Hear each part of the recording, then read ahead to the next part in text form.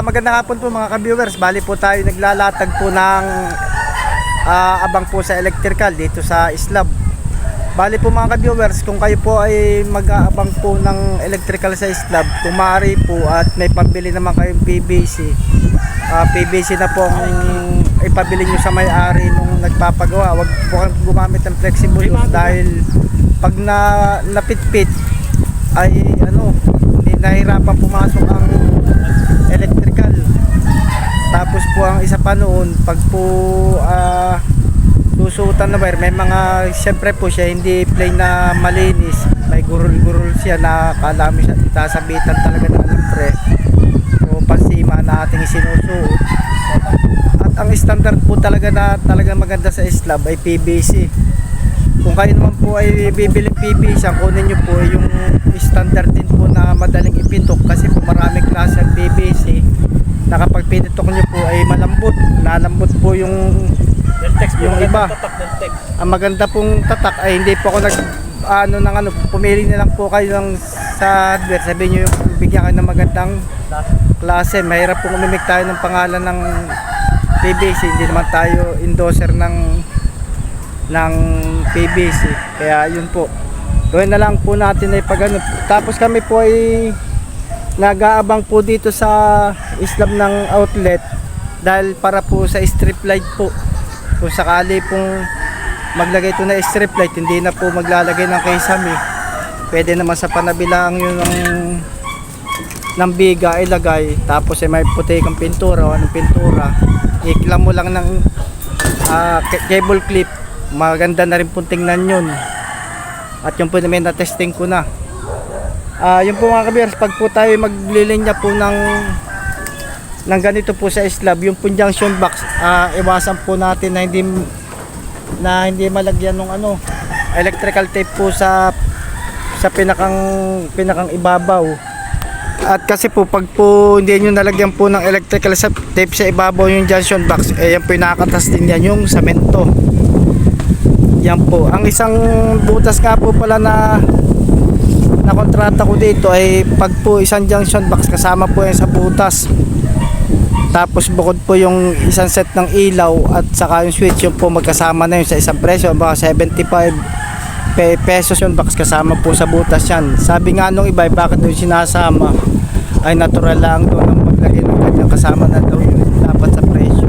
Hindi po, mahirap pong iabang po itong junction box sa Islab. Hindi po kagaya pag ang wiring ay nasa kisame lang na bunggalong bahay lang, first floor lang, bunggalo. Ay yun, pwede po yun kahit hindi na isama sa bilang yung junction box. Ito po ay talagang dapat isinasama sa bilang dahil mahirap pong i-layout ito. Kita mo po dito pa lang sa pag-layout ay talagang kailangan din ng mahabang oras, hindi po basta yung i-layout ng dali-dali lang na waso. Kailangan ay pulido po ang pagkakagawa dahil isang pagkakamali po rito at may nabara na PVC, problema na po natin ang pagsusuot ng wire. Kaya po yun po mga ka-viewers, ang ano nyo pong gagawin, payo ko lang po kung kayo baguhan pa ng electrician at hindi nyo maiwasan hindi mag-aabang ng flexible hose, lagyan nyo na alambre. At kung ito naman pong PVC, pwede rin lagyan na alambre dahil sa mga construction po malalaking building talaga inaabangan na alambre ito. Kami po hindi namin nilalagyan ng alambre, lalo't kung ganito may iksi naman ang batakan ng wire, ay yun po ay kahit wala ng alambre, lalo't kung PVC pa ang ating ginamit, ay sigurado naman po susuot yan. Wag lang po mahuhugot yung PVC sa junction box magbubuhos, at sigurado hindi po susuotan niya ng wire. Yun po mga ka-viewers, tayo po ay mag-aabang din ulit dito pa, mag-aabang po naman tayo uli rin dito ng pinakang outlet naman dito sa pinakang, ito po kasi tatlong palapag, ito po pinakang ikatlong palapag, pinakang bubong na po ito, pinakang rooftop po itong aming ginagawa. Ayan, kita nyo naman po yan, pagkaka-electrical po namin. Yan, ito po yung pinakandaan naman sa galing sa baba pag-aakit ka dito sa itaas. Ayan po. Medyo nagpa-ano lang po kami, nagpa-lamig-lamig ng na simoy dahil kanina po kasi alas 3 mainit. Alas 3, alas 2 po kami umakyat dito ay mainit pa, hindi kami bumaba po muna.